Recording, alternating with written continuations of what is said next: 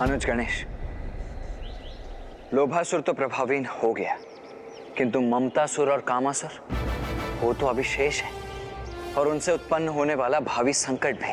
हाँ भैया, उन दोनों के बंडासुर में समाहित होकर उस महासुर की शक्ति में अपार वृद्धि करने के पूर्व हमारा उन दोनों को रोकना भी अनिवार्य है, और ये कार्य हमें शीघ्र करना होगा भैया। कामासुर। ज्ञानानंदमयं देवं निर्मल। प्रणाम प्रभु। प्रणाम प्रभु। है ग्रीफ। सर्वविद्यानां हयग्रीवम् उपास्महे। कल्याण। गणेश जी, कामासुर सृष्टि से धर्म और सदाचार मिटाने पर आतुर है। जिस समय आप लोभासुर को विकार से मुक्त करने में व्यस्त थे, उसी अंतराल में अवसर का लाभ उठाकर कामासुर ने काम भावना के विकार का विस्तार आरंभ कर दिया था, और अब उसने समस्त जगत को उस विकार से ग्रस्त कर दिया है। सर्वत्र अपना प्रभाव स्थापित कर रहा है वो।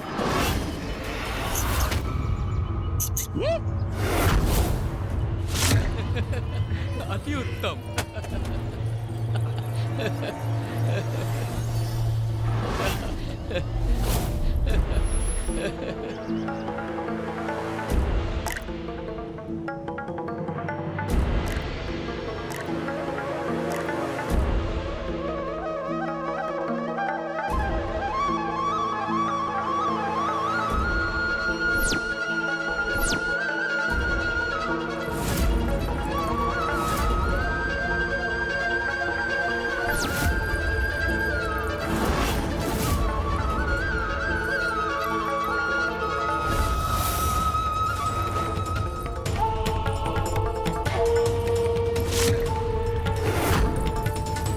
साधारण मनुष्य ही नहीं, वो तो देवताओं को भी अपने विकार के वश में कर रहा है, और उसके प्रभाव में आकर स्वयं देवराज इंद्र भी मर्यादा को भंग कर एक घोर अधर्म कर बैठे हैं।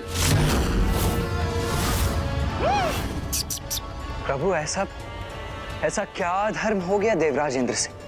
पूर्व काल में देवराज इंद्र प्रभु ब्रह्मदेव की मानस पुत्री देवी अहिल्या के सौंदर्य से आकर्षित होकर उनसे विवाह करने के इच्छुक थे, किंतु ब्रह्मदेव ने अपनी पुत्री के वर के रूप में उनका नहीं अपितु तपस्वी गौतम ऋषि का चुनाव किया।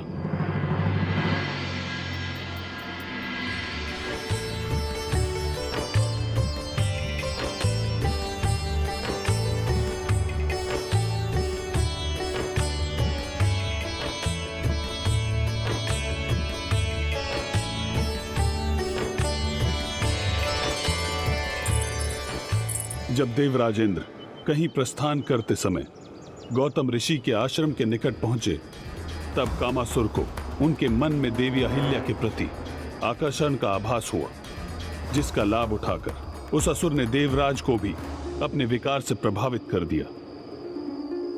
देवी अहिल्या?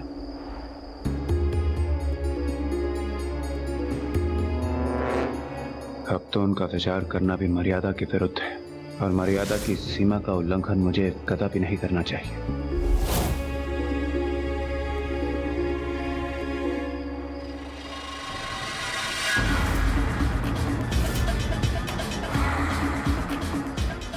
देवराज इंद्र, मेरे विकार की अपार शक्ति विवेक का नाश कर मर्यादाओं को भंग करवाती है।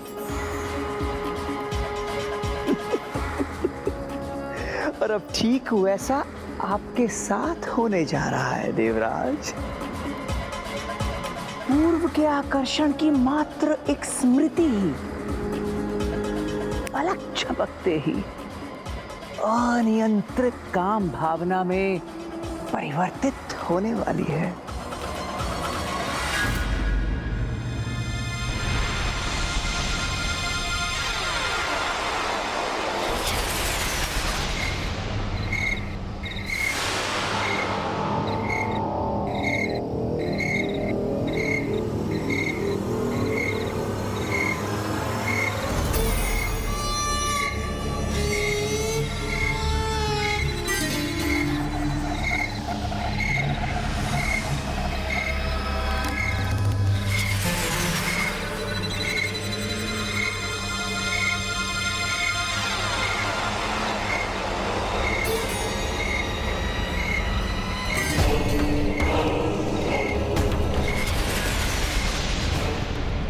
कामासुर ने तो अपना काम कर दिया, अब जो शेष है वो इनके कर्म करेंगे।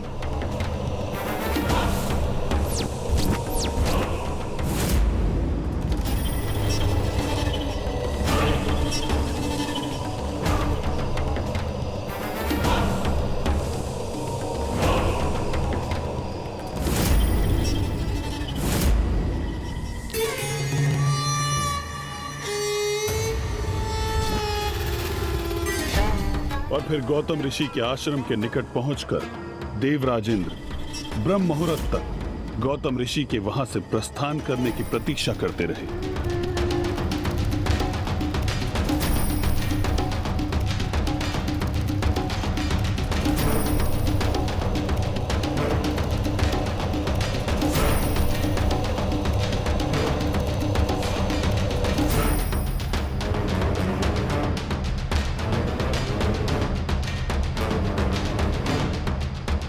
और जब सूर्य उदय के पूर्व गौतम ऋषि अपने नित्य संस्कारों के लिए आश्रम से बाहर गए तो समस्त मर्यादाओं को भूलकर देवराज इंद्र स्वयं को महापाप करने से नहीं रोक सके।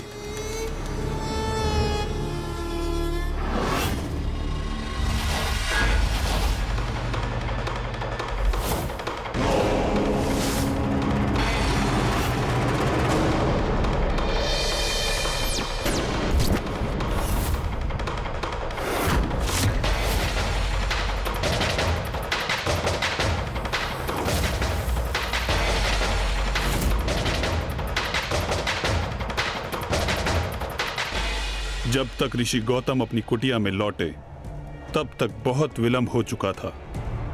देवराज इंद्र के इस छल के कारण देवी अहिल्या का पतिव्रत धर्म भंग हो चुका था।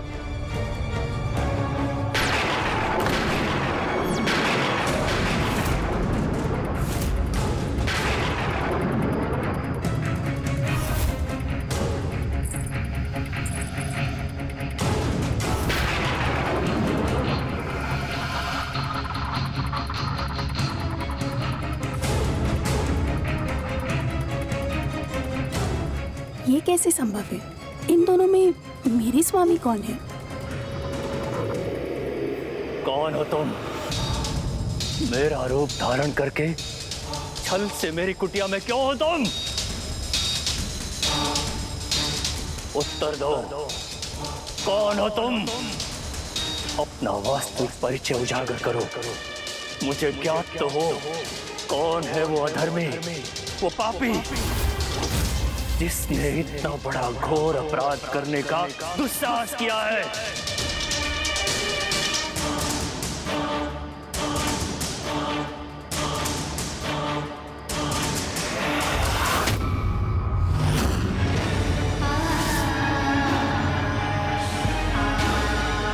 देवराज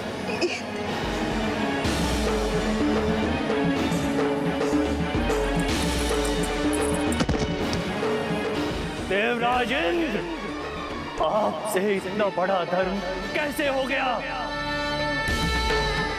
मर्यादाओं का पालन करना, पराई स्त्री का सम्मान करना, छल कपट से दूर रहना, ये धर्म होता है देवताओं का।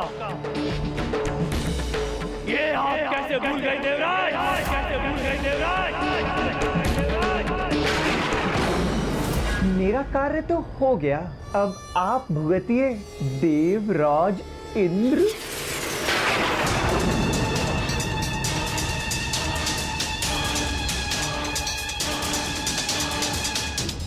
ये उचित नहीं हुआ, कदापि उचित नहीं हुआ।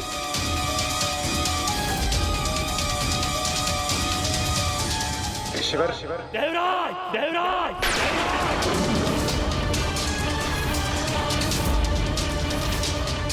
आप जिस अनुचित काम भावना के कारण स्वयं को वश में करने में असमर्थ हुए हैं, देव तुल्य आचरण से भटक गए हैं, मैं आपको उससे ही वंचित कर दूंगा।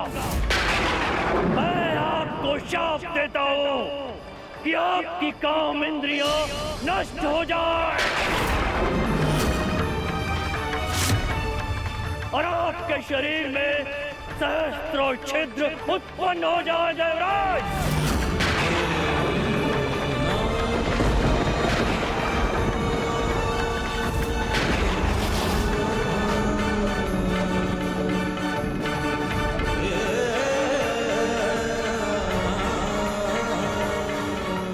हे ऋषिवर, मुझसे ये जघन्य अपराध हो गया जिसके लिए मैं लज्जित हूं। मुझे ज्ञात नहीं मैं पथभ्रष्ट होकर स्वयं पर से अपना नियंत्रण कैसे खो बैठा।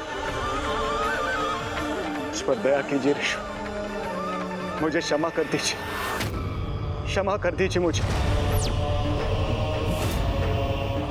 बड़े से बड़ा अपराधी भी यदि सत्य निष्ठा से क्षमा याचना करे तो उसे क्षमा करना धर्म होता है। परंतु देवराज, आप आवेश में आकर अपना धर्म भूल गए,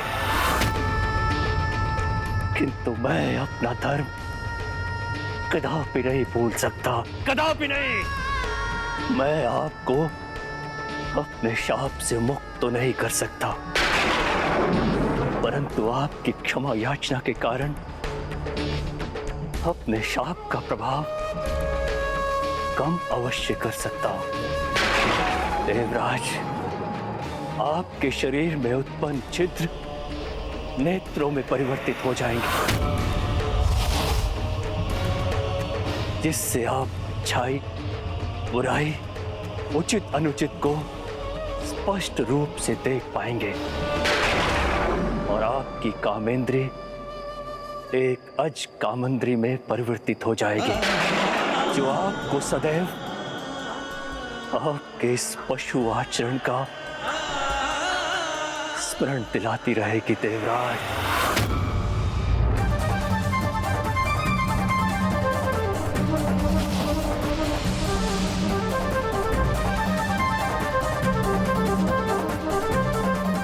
आपका कोटि कोटि धन्यवाद ऋषि, आपका कोटि कोटि धन्यवाद।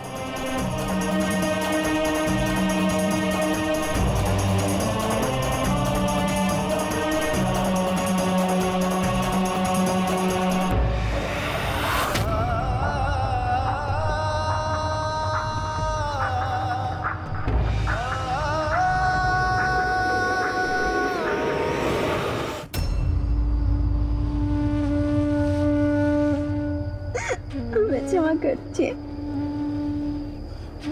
स्वामी, हमें क्षमा कर दीजिए।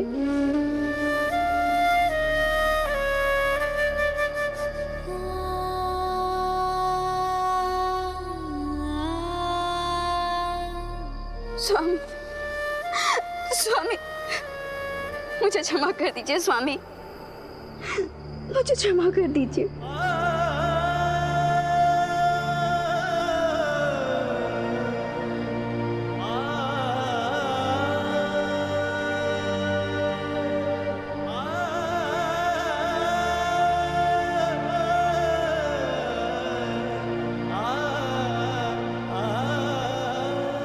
स्वामी, स्वामी, स्वामी, स्वामी रुकिए। स्वामी, स्वामी आप कहाँ जा रहे हैं? स्वामी मत जाइए, स्वामी इस प्रकार मुझे छोड़ के मत जाइए। स्वामी कहाँ जा रहे हैं? स्वामी मुझे क्षमा कर दीजिए स्वामी। स्वामी, मैं जानती हूँ कि मैं आपकी दोषी हूँ, पर ये दोष मुझसे अज्ञानतावश हुआ है। मुझे क्षमा कर दे स्वामी, मुझे क्षमा कर दे। देवराज इंद्र के छल ने जिस पाप में मुझे भागीदार होने को विवश किया, इसका इतना बड़ा दंड मत दीजिए स्वामी, मत दीजिए। मेरा परित्याग मत कीजिए स्वामी, मत कीजिए। मुझे क्षमा कर दीजिए स्वामी, मुझे क्षमा कर दीजिए स्वामी। देवी, इसमें आपका भी उतना ही दोष है जितना कि देवराज इंद्र का। ये सत्य है कि देवराज इंद्र हमारा रूप धारण करके आए और आप उन्हें पहचान नहीं सकी, किंतु एक राजा के अधीरता भरे स्पर्श और एक ऋषि के शांत स्पर्श की शीतलता को आप पहचान क्यों नहीं सकी देवी? अद्र निंद्रा में थी स्वामी। उस स्थिति में मुझसे बहुत बड़ी भूल हो गई, मुझे क्षमा कर दीजिए स्वामी। अर्धनिद्रा में जिस प्रकार एक पाषाण शिला की भांति आप स्पर्श के भेद को समझने में असमर्थ रही हैं, उसी प्रकार शिला के रूप में आपको अनेकों वर्षों तक तपस्या करनी होगी, तपस्या करनी होगी।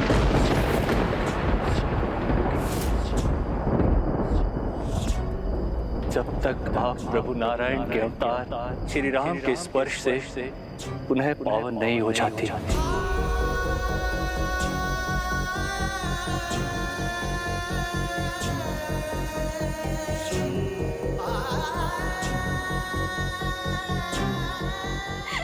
स्वामी,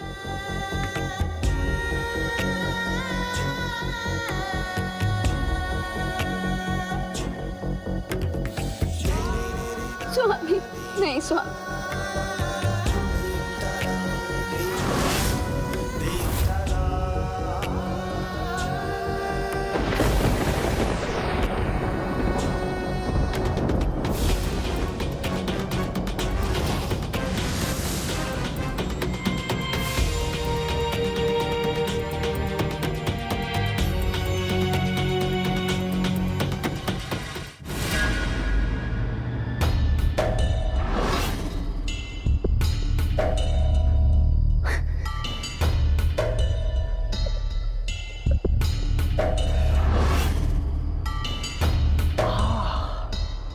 आनंद आ गया, मन तृप्त हो गया ये दृश्य देखकर।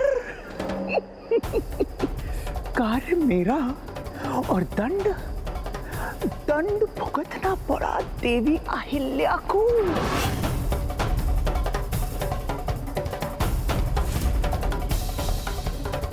किंतु ये तो अभी आरंभ मात्र है, अभी तो बहुत कुछ शेष है। इस समस्त जगत में मेरे काम विकार का विस्तार इस जगत के सभी जीवों से ठीक ऐसा ही अनुचित आचरण करवाएगा, और तब हमारे महानायक भंडासुर अपनी तपस्या पूर्ण कर जागृत होंगे, और वे मेरी क्षमता के प्रमाण से इतने प्रभावित होंगे कि वे मुझे ही अपना सेनापति नियुक्त कर लेंगे।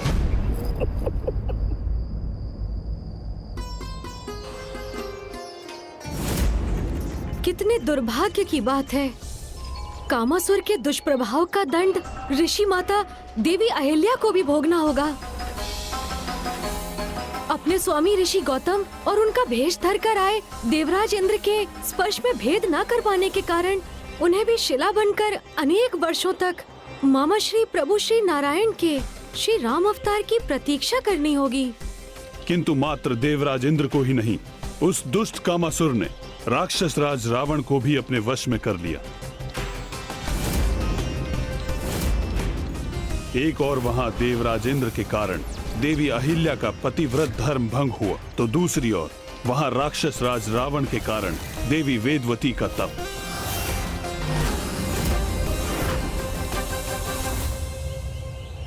माता वेदवती की तपस्या भंग करवा दी उस दशानन ने, जो वो अनंत काल से प्रभु श्री हरि नारायण को पति रूप में प्राप्त करने के लिए कर रही थी।